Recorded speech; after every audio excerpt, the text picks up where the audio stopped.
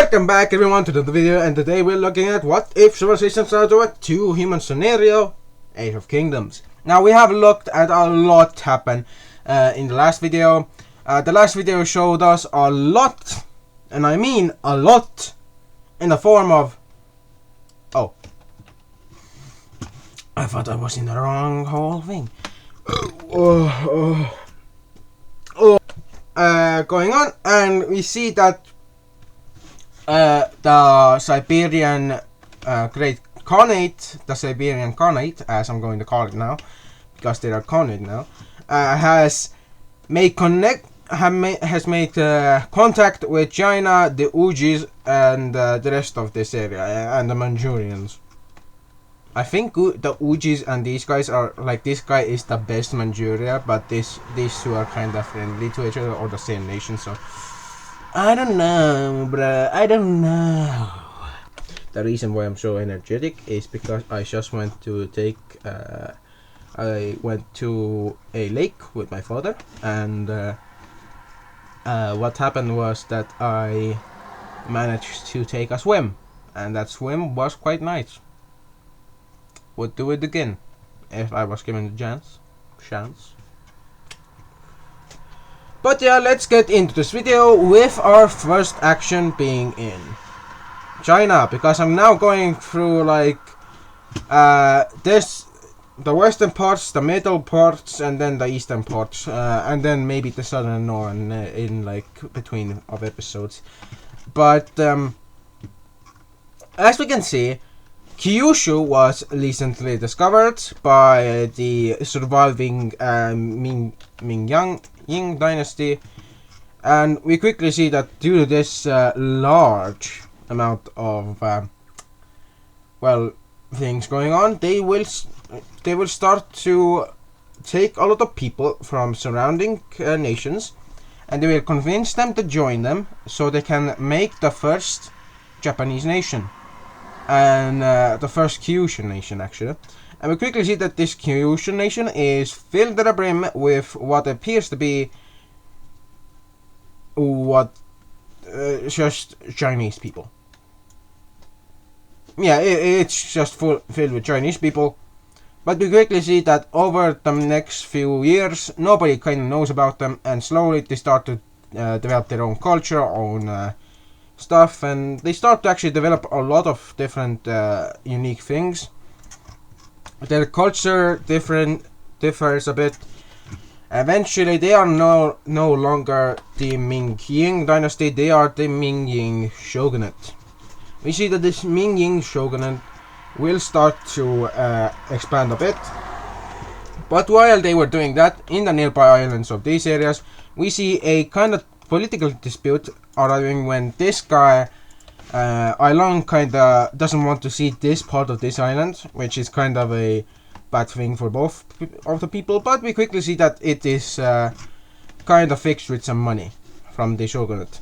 And we quickly see that due to this, the shogunate will start to expand its knowledge of these areas. I haven't yet updated the ethnicity map, so we might not see any ethnicities for now. But we quickly see that over the next few years, over the next 4 years, we see a lot of exploration going, to the point we find out a lot about these areas, and Hokkaido is also known about, but only the southern parts. The northern parts are a bit too north, and the shogunates don't really want to go there until some people start to inhabit these regions. And even this island over here, because why not? Eventually the Ailongs develop enough, a good enough ship to kind of start trading with these people over here. And over the course of some time, we see that not only has the Kyushu shogunate started to, yes, I'm not calling them the Ming-Yings anymore, I'm calling them the Kyushu shogunate. That's because their capital, and well, technically capital, is on the island of Kyushu. So that's why. And we see that the Kyushu shogunate will start to see a lot of the southern areas becoming theirs, while the rest of the north becomes very divided between different shogunates and different, feudal states. And as we can see, this is the how many shogunates and feudal states there are. Now we see there are two shogunates, the Kyushu shogunate and the Hanshi shogunate. Now the Hanshis are very scattered, very uncentralized. Their most central point is up in the north, where they kind of have these areas in the center of this region. Although to the north are 1, 2, 3, 4, 5 feudal states, and all across the northern inland areas they are very scattered. For the Kyushus, they decide that after a long time of not doing basically anything, they will go after one of these feudal states and try and take them over. Now, the war will go well for them at the beginning until this feudal state manages to garner an ally over here who helps them push back the Kyushu shogunate. But due to the northern shores being lost, they lose all of their revenue and all of their help from this nation, who immediately after they lose makes a deal with the Kyushus to gain these regions that are left. And after that is done, the Kyushus are now larger. Seeing the threat over here, the Honshu shogunate will offer some of these states that they border, especially these two states, because they have direct access to the Kyushu's trade networks, which go a bit up north to this guy. But we see that out of every single state, many join. We see that this state will join them, another state over here will join them, and another one, that being this one, will join them. The rest do not. Except for over here, where they managed to convince this feudal state to join their cause, although it joined as a occupied state, basically, or a member state, which isn't quite what the shogunate, the Honji shogunate, very wanted, but they will accept it, as they really much want to hold dominance in the north, so nobody would attack them, and if they would be attacked, they would have an ally or buffer at least there to defend it. And with all of the preparations that they have done, they decide to start building more smithies and start importing more metal, because currently they don't have metal, much of any metal to be honest, to begin with. And we quickly see, due to that, they will start to buy a lot of it, and once they have enough, they will start to make a lot of swords. Now with these swords, they start to remake their whole nation, with them now not being called the Honshu, but the Hon shogunate. We see that the Hon shogunate will start to support a separatist movement in the south, a separatist movement to unite these two guys in this middle part over here. Like these two very much want to be united, but due to the different states, it's kind of hard. But we see that after a long time of not being able to do so, these areas over here kind of rebel and start to destroy both of these countries that they are rebelling from. The largest of the pockets is over here, where the rest is pretty much up for grabs. We see that over here they managed to do a lot of damage and eventually capitulate this feudal state, while up in towards the north they see less of a success and more of a defeat when they try to cross this area. Now they do see a defeat over here, but over here they continue their efforts until they are defeated again over there, where they were defeated before. And once they manage to gain the help of this guy, who lands his forces over here, they crush it effortlessly, and this guy unites these guys around itself. And now we can see that these feudal states are like, yo, this this is not good for us. So this guy decides to sell its lands over here to gain even more friendship. While this guy just opts to be never invaded by somebody named the bandit groups of the Sea Bandits. Now the Sea Bandits aren't that much of a problem, but they did take over this island right before doing the mainland invasion. When the mainland invasion was happening, this feudal state saw too much loss, too much death in its lands, and what it decided to do was join this nation outright. They decided to join the shogunate because it was more advantageous for them to do so, plus it would bring more stability. And once the Han shogunate managed to consolidate its lands, it decided to annex this state because it kind of was in friendly terms with them, and they wanted to kind of take it over. And all over the other areas, they kind of just took whatever they could and then invaded a bit more. Who would they invade? Well, this guy, and they would beat these guys very hard, but we see due to them reaching Kyushu, Kyushu would start to launch propaganda campaigns, and they would eventually manage to garner a two-side border with these guys over here, managing to also almost secure this guy, but it was too late for them as these guys were eventually annexed into that area.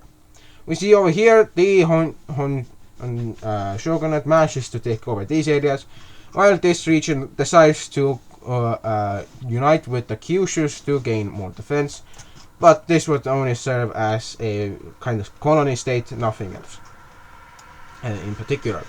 Over in the north, we see that this puppet state that they had kind of is forced to join them, and this nation is too, while the rest over here start to fight each other, and we quickly see that this nation kind of comes out on top when it defeats both of these guys, quickly making an ally out of the Han dynasty, who was kind of looking them in the eye and was like, wanna be allies? It was kind of a question at first, like, do they want to be allies by these two? They asked the same question to each other, and both kind of answered it would be advantageous for both of us, and they eventually decided to do so. While they were doing so, the Han shogunate managed to corner this island, take this island before anyone else, even though the Ailungs very much wanted it. Once meeting the delegates of the Huns, they kind of shared the kind of want to destroy the Kyushus, because the Kyushus were sending raiding parties all over the Yellow Sea coasts, and it was bringing down the local economies. Not that fast, but it was still doing some damage. We do see that it does not do too much damage, at least, but we quickly see a very large incident happens, where the Kyushus accuse the Huns of doing illegal pirating of their resources and start to invade, saying that they want this area for themselves and they will start to occupy it, thinking that they will get it free of charge. They also will demand this region, although when they do enter it, it's made very clear that they wanted it more, because they only wanted, like, what was it, this area over here and the rest of this guy, and they pushed a bit too far when they pushed into areas that they did not kind of want per se. But we see, due to the Han shogunate being ready, they kind of abandoned this peninsula, seeing it as a good opportunity to show that they will abandon stuff if they don't see it very much valuable. Bringing back their troops was a good idea though, as they start to use these troops against the northern Kyushu forces over here, who are unable to defend themselves, although they are able to inflict kinda heavy defeats, although eventually one of these defeats will befall their own, and we see that they quickly lose these regions over to the war. During this war, we see that this guy will actually join this war on the side of the Huns, and will quickly start to aid them, sending troops to aid their landings, and we quickly see over here they took these two islands and also landed over here. Although they did land over here, they did so out of two reasons. To kind of take over this region and demand the Kyushus for payment before they left. And we see that the Kyushus weren't really going to do that just yet, but they were saying, look, hold up, before we do a deal, I want to take out the Huns so we can control over Japan. And Nippon, as it's called by the Japanese, I found out about it, manages to kind of be in middle of a very deadly war. But as we can see, once the Kyushans get themselves stuck in a battle over here, many defeats befall their supply lines, and we quickly see that after these areas start to fall over, the shogun of the shogunate of Kyushu will manage and escape, although barely. And when he does, he brings his troops from any point of the attack from over here, only to find that after a long time his forces were pushed out of the south and even pushed into their own lands. Over here we see that their regions were actually invaded quite heavily, and any village loyal to the Kyushus was shown to be, well, not attacked, but those who started to attack them were immediately either attacked back or burned down, either in the night or during the day. And day attacks were nothing like night attacks, because when the night was during the night an attack befell a village, it was generally called a deadly attack by a foreign power, and the village people just didn't have the time to react. And eventually it just became clear that the Huns didn't like the Kyushus one bit, and once they were attacked, they would unleash their unlikeness. We quickly see that in a few months, the rest of these areas are taken over, and this invasion area over here is pushed back until they're in the very tip of this peninsula, holding out in a makeshift fort. While they were doing that, the Kyushans decided that they wanted to clear up this front to divide the troops that they had into two armies that would push up into this area, liberating this and continue their offensive through attacking through here and pushing up over here along the coast to take over this island. Why? Well, they wanted to take over the normal coast so they can later use it as a staging ground for another attack. While they would be doing that, another attack would go over here and relaunch an offensive over here, although now their plan was to push into these regions and then push into these areas. Eventually their plan was to push around this far, and once they did, they would push until they got the rest of this, and then they would push north to liberate this area, from where they would push into these areas and circling the Huns and pushing them out. This was their initial plan, although no plan survives the first thing, and their plan was also to somehow retake these areas without causing much of a disturbance for themselves. Now we see that when they did start their attacks, the first thing that they did was try and push out the Hokkaidans, but the Hokkaidans weren't ready, and once they reached this area of here, they were pushed back heavily and they just lost their entire attack. While they were doing that, we see that the Hokkaidans managed a landing over here, where they started to send over some troops towards over here to find out what's going on towards the front lines, and they even started to send people to connect up these two areas, although when they tried to, news of this would reach the Kyushans, who stopped it on the nick of time, but eventually it was futile, their efforts were futile, and they did not manage to defend it. The Hokkaidans proved to be very powerful in their tactics of war, and we quickly see them taking over all of this area.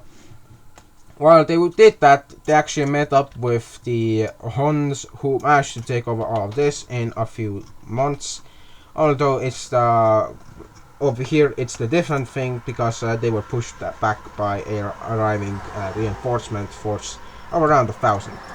Now these 1,000 forces managed to push them out of this peninsula's main areas the upper main areas, but the southern areas are still held by the Huns. And the Hokkaidans made a deal with these guys. If the Hokkaidans could get a lot of money and a lot of silver, they would give these areas over. And as you can see, these areas were given over, and they would leave the war. The Huns were not knowing of this, but before the Hokkaidans left, they gave access to these guys, troop access to the forces of the Huns, where we see that the Huns had managed to take over all this, and even managed to take over this island and this island. All over here we only see some Hun troops actually managed to take over this area. They would hold out for a while before being stopped, before being pushed out, or even stopped, would be taken out.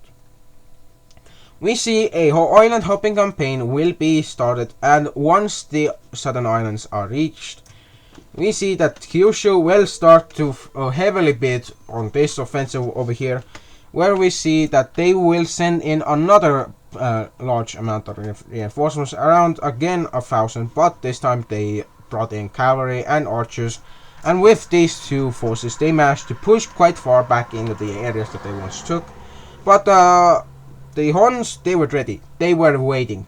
They were like waiting tigers for their prey. And once these areas were taken, a cutoff over here managed to take out the port and the fort over here, and eventually the forces over here were cut off from any attempts to leave. And we quickly see that they would be eventually destroyed, and with the last hope of Kyushu taken out, and the Kyushans trying to constantly push these out, only having limited success, and also being pushed around over here, where they see a lot of defeats befalling their troops and even their own lands being slowly taken over. We quickly see it's kinda just over for them.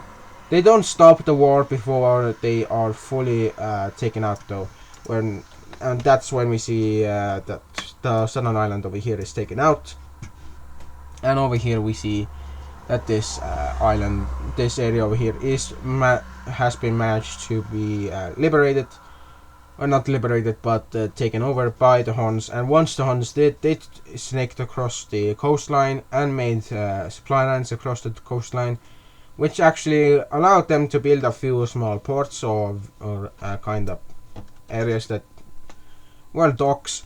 And from those docks they managed to get a lot of stuff, and eventually they managed to encircle a lot of these Kyushan forces, who decided to hold out in one last battle, and that was an uphill battle.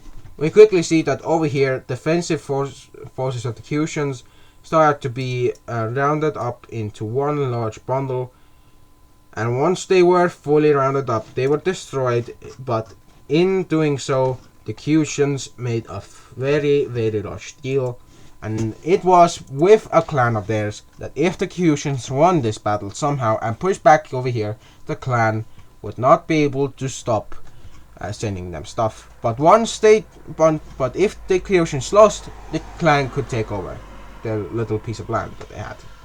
And we quickly see this clan will be the last clan of the Mengyings, who managed to take over this small area over here and then push up into these areas, quickly taking over a lot of the south. And once they took over the south, it was already over for the Kyushans, who we see have just lost their last piece of land over here. And once the Huns managed to get news of a Hokkaidan betrayal up north, they quickly offered peace to the Kyushans, who took it generously because the Hokkaidans were kinda far into these areas.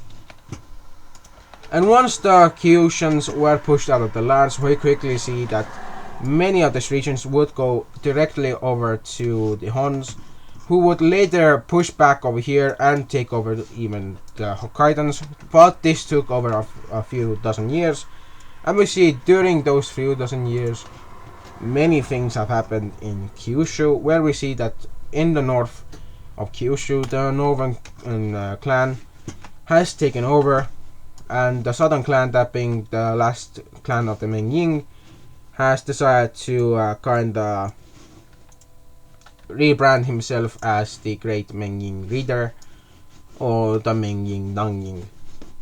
And we see Mengying Nangying is a pretty large work. I'm just gonna say call them the Mengying feudal state. And over here we see that even a different group of people will make their own feudal state. I will quickly see what's left of Kyushu, or the Kyushan shogunate, is a small piece of land over here called Western Kyushu. Actually, Eastern, sorry. This is Western, this is Northern, and this is Southern. And we quickly see that over in the homeland of Hon, the Huns are seeing a lot of instability because the people kind of down here want their own feudal states, and eventually they will not be able to hold back what the people want. And we quickly see two large states kind of form, being this island state over here that manages to take over the southern island of... Sorry, I gotta put on the regional name so I know where the regional names are. All the island names are. Depends on... this is Shikoku, the southern island of Shikoku. And we see that, well, Honshu is this big island and Hokkaido is the upper island. So, yeah. Also, I thought Osaka was like Shikoku, but I found out Osaka is around here. So, this area, we see that the Osakans are the second people who make a large state. Although the... I don't know. What was the name of the... I'm just gonna call it the Nihon Dynasty, the Nihon Shogunate, because they're kinda uniting these areas. But once they lost power in these regions, we quickly see many different groups quickly taking power in many different regions. And we quickly see that even this area becomes kinda lawless, but eventually it kinda dies down with a eventual fall of different groups kinda just taking different pieces of lands. And we quickly see that every time another nation took a piece of land, they kinda just carved up the regional areas and just took what they wanted. And eventually the Japanese were like, yo, if we're already doing this casually, just like normally, why not do it every day? And eventually we see that even though these areas tried and failed to defend themselves from being brutally turned into Swiss cheese for anyone who was over here, we quickly see that even though all of the efforts went to waste when making these borders, because I would be currently in Europe doing a lot of stuff for this video. But we quickly see that these areas kind of just do normal stuff. You could say normal, very normal. But as we can see, many regions, including these areas, because why not, have just broken up into different groups, entirely different. And as we can see, there's a lot of this weird color. That's because these are different feudal states.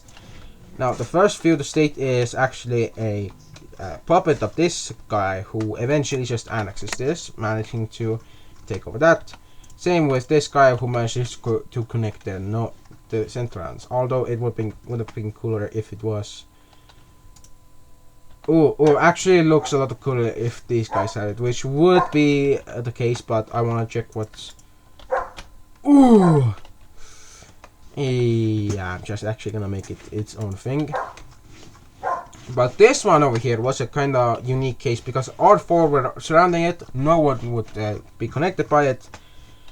So it was kind of split up by these guys who just wanted lands. So this guy got this much, 4 pixels. This guy got 5 pixels. This guy got 1, 2, 3, 4. Another one over here, and this guy got this area, which we see kind of looks weird. That's because it is. So I'm gonna give these two to this guy to make it look better. And as we can see, this area is highly weird. And Shikoku, the Shikoku areas over here will be starting to influence this area because they really much want to. But since the islands haven't been taken, one guy quickly takes them all because it kind of wants to. And it's the blue one because they kind of took over all of the areas over here. Yeah. But with the Hon shogunate kind of failing down south, up north they see that even in their own home areas they kind of see a lot of instability, leading to a home rebellion, which kind of causes a lot of problems for them, which is kind of normal. But seeing the opportunity of rebellion, the Hokkaido people quickly rise up in the north and taking over the entire island of Hokkaido. And we quickly see that the northern regions are kind of taken over by Hokkaido, who quickly just establishes themselves as the second most powerful, and they call themselves the Hokkaido Shogunate, which is not that bad, even though the Horns kind of have to release another nation that they kind of just made up, because I want there to be kind of more diversity. But as we can see, I'm gonna not end the video here because I have a daily update on the Siberian tribes. Also the Vietnamese too, because I haven't done anything with them. I have given them some stuff, and so we'll just see them do some stuff with that stuff that I gave them. As we can see, many of these areas over here will be taken over by the Vietnamese, who quickly take over these regions quite well. The southern Vietnamese areas, well, yeah, and we quickly see that to the west, west of them, we see the Bangkok, the bangers, banging bangers, the gangbang. No, we see this weird nation, and we see that this nation is the Siamese, or the Siam dynasty, which calls itself that. It doesn't have a Dyna. It has a Vena, but it doesn't have a Dyna. So it's lying. It's a lying bastard. It's a lying dumbass. And we can see that even my brain died. Well, that means that I don't know what to do over here anymore. But we do have another nation popping up around here. Although this nation is a lot newer, it is a lot larger because the people over here kind of eventually were like, yo, the trade over here is insane. Let's just unite into one big nation and take over as much area as we can. And it did so. Took a lot of area. But little would they know that in the north, one of their compatriots would be annexed by the Ling Jingji, who kind of just promised these guys a better future with them, and that better future was expansion towards the south, and that's what the Ling Jingji wanted, and what they did. Eventually, they also went up north, where we see many of these regions quickly being discovered, and the most discoveries being up towards the northwest, because yeah, why not? During the discovery period over here, a lot of the people start to kind of suffer in China, but eventually the Chinese kind of just focused on their people, then focused back on this area, and once they started to suffer again, they focused on the people, then started to do again this stuff, and they just did it again and again until they stopped. And you see that due to this, they managed to actually expand Li Jingji's dynasty quite far over here. Although we do see a smaller Tibetan nation kinda starting to form. It is very small, very incapable of defending itself, and it's just unable to do so because of some stuff. While they were forming over here, we see that the Siberian Khanate has started to move, yeah. And they were the premise of the last episode, the rise of the Siberian Khanate. We quickly see that the Siberian Khanate does a lot of expansion and manages to push their areas over here. Even though they don't fully inhabit these regions, this kind of gives the Chinese a thought that maybe they could unite themselves with the Siberian Khanate. Although the Siberians don't want to unite with them, they will hold friendly relations and won't do much. We quickly see that the Siberian Khanate just sits around, while the Li Jingxis have pushed their nation a bit outwards. I'm gonna say the least. Well, mostly, yeah. But in the south, we see a series of uniting has actually been done, as the leaders of these two nations have been assassinated by the leader of this guy, who eventually kind of takes over the southern regions, and eventually even takes over this nation by political unification. Now, daily Taiwan update. Taiwan has gone to war. And that war has been between these two guys, where we see this bigger guy took this guy over in the form of puppetry. They puppeted it. And then they just puppeted this guy to make a large buffer zone over here. And then they did the same over here. Until the northern areas kind of just united to defend against these guys. Which was a good idea at first. Until, yeah. Taiwan kind of just became two nations. I know a bit quickly, but we haven't been on the updates really much of this region. Plus we have been focusing mostly on these regions over here. And a bit over here and this area. So we haven't been over here. But let's go finally to these areas where we see a man is born. He's named Fijian. And he is a Carthaginian man. He was born in southern Carthagia, and he will begin to make his journey throughout his lifetime towards the north and into the capital. We see that over the course of a few dozen years, he will start to unite his people under one large premise, and that premise is nope. That premise is revenge against those who attack them. And those who attacked them were basically... It's kind of weird. Wait, is it like... Oh, it's regional names thing.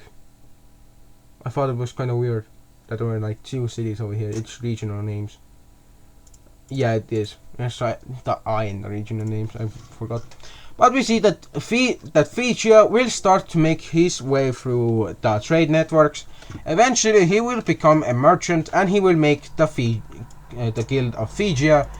And over the course of a few years, he starts to re-establish the Carthaginian naval economics, economic sphere that was kind of them, the Carthaginians and their guys over here.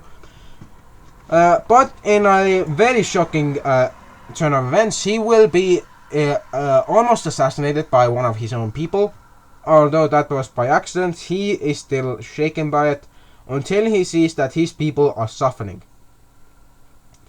And now he is looking at the trade routes that he has built in the south and in these areas, and he begins to edit them in some ways. And that is by making more trade routes through more cities through more towns. And we quickly see that his premise of making more trade routes has gone quite well, as he has taken up the Malton's request for more lead, more bronze for their weapons, to start making more weapons. And due to this, he's noticed by the Carthaginian king, who quickly starts to ask around for his true name, until Carthagia sees itself in another war. Carthagia will see itself in a war again with one of its worst enemies, that being the nation of Korsaka. Korsaka's art has been doing a lot against them. They have just justified not aiding these guys. The one way that they actually got bronze from Venetia was through this route over here, the Northern route, just to get their bronze and just make them, and then they just used whatever they could. With that, they also used anything they could to just block any trade from going to Carthagia. And with the attempts at blocking Carthagia's arteries, basically their trade arteries, it has gone so well to the point that Carthagia is again on the point of collapsing, because their economic situation might be better, but everywhere else except for the middle of the country has started to go to shit. Not saying much, it has gone to shit. And due to that, we see a lot has gone down, and in this war a bloody battle will be fought in the seas, where we see that even though the naval sizes are very not so good, with the aid of both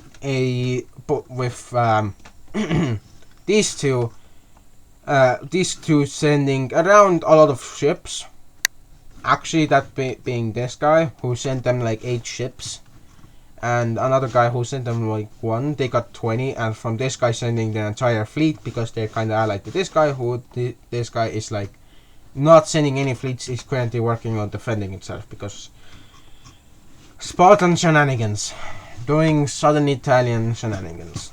Yeah, but we see, due to the downgrading of the Carthaginian navy, the Carthaginians will have a large and hard time of defending themselves. Although in their attempts to defend themselves, we see a weird thing happening, where because when the where is the thing?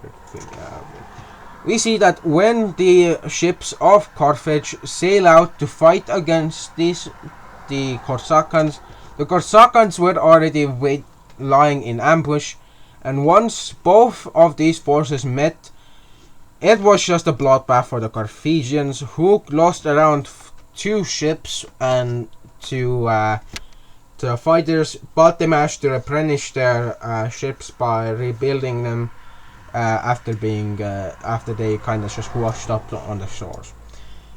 With the initial defeat, we see that Carthagia will be forced back towards the capital, and even with the looming threat of another land invasion, the Carthaginian king will start to try and defend his own capital. But Phrygia will come out with a surprise fleet of around 20 ships, and those 20 ships will start a battle in the south and a battle in the west. These battles will follow in 2 ways. Once the battles begin, a large force was sent to kinda cut off these guys' supplies and the escape routes. And as we can see, the Carthaginians, they're in quite a pickle, but Phrygia and his makeshift navy kick the little butts of of the Corsicans, and once the Corsicans try to surrender in the south or just flee, they are cut off and destroyed. That's a loss around half of the Corsican fleet, and around 20 ships are lost. And most of those are both Corsican and Napoleon. No other ships from this guy or, well, anyone else kind of just comes to help. And once the news of a Carthaginian victory over here has been confirmed, forces of the attacks and battles over here in the seas will be the battles will kind of conclude, and the Corsican navy will just start to retreat back to the islands, the main islands that is. And we quickly see that the Fijian navy has started to move forward. Now the Fijian navy will be shown in red, so you wouldn't forget who's who. And we quickly see that the Fijian navy actually comprises of most of the front line, and the rest is just Fijian itself. And we quickly see that the Carthaginian navy does manage a victory over here, although they're immediately pushed back once they reach the town over here. But for the Fijians who used the Fijian might, Fiji's just battle strategies as a springboard for like attacks and ambushes. They ambush local caravans of ships who kind of just try not to get involved in wars. But once they see any that are of Corsican or Sard origin, they just pounce on them. They're like beasts in waiting for death, basically.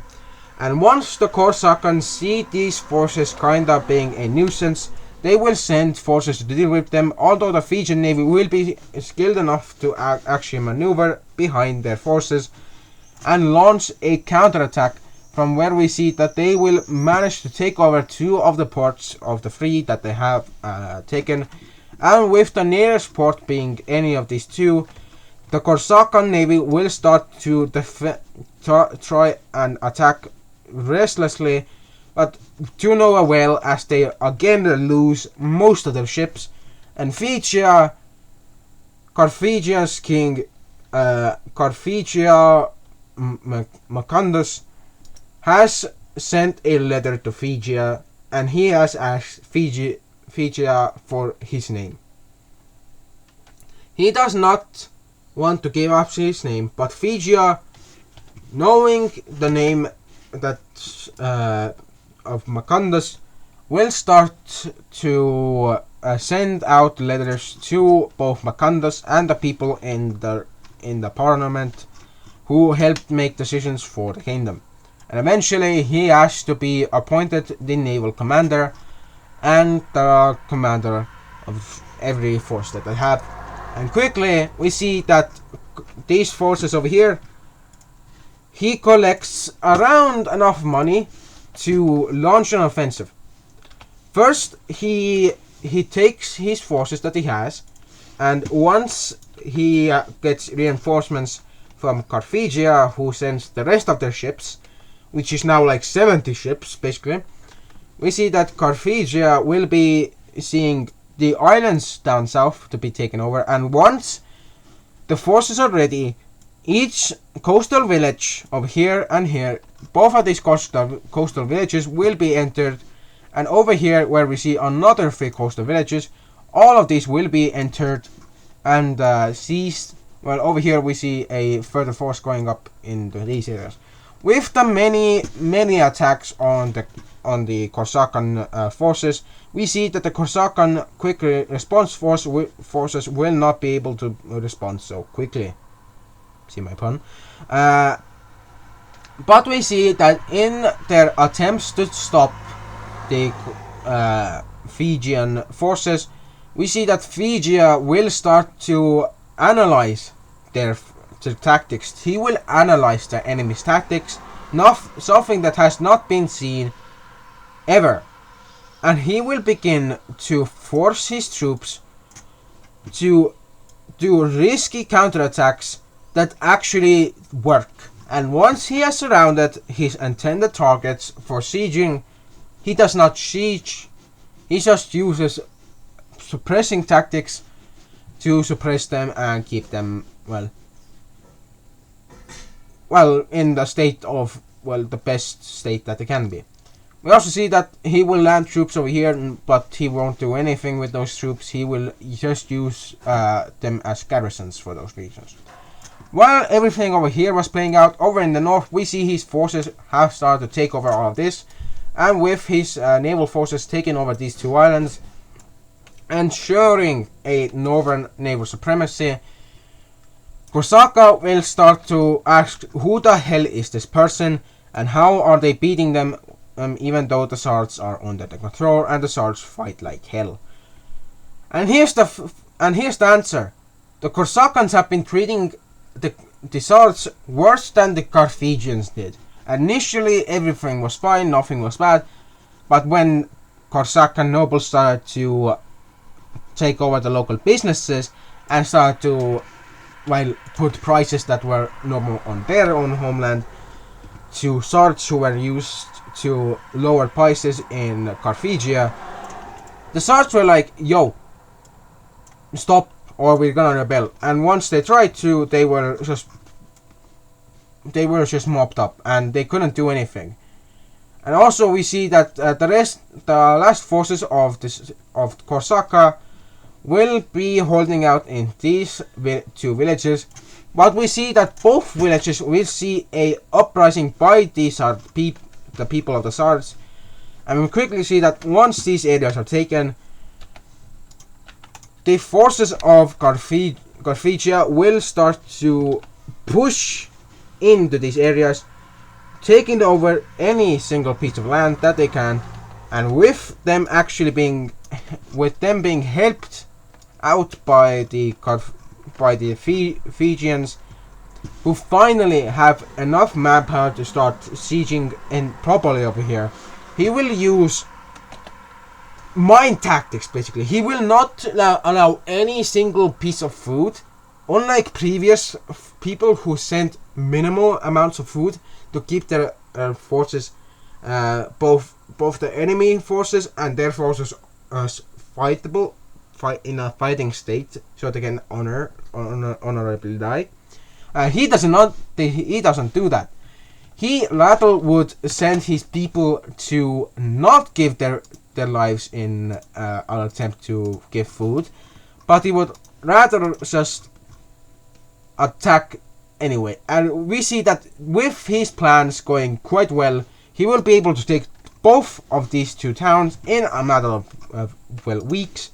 But when he descends on this town, the fight will be a grueling one. And once he takes it, he declares this to be a Carthaginian puppet, known as the Carthaginian Sards.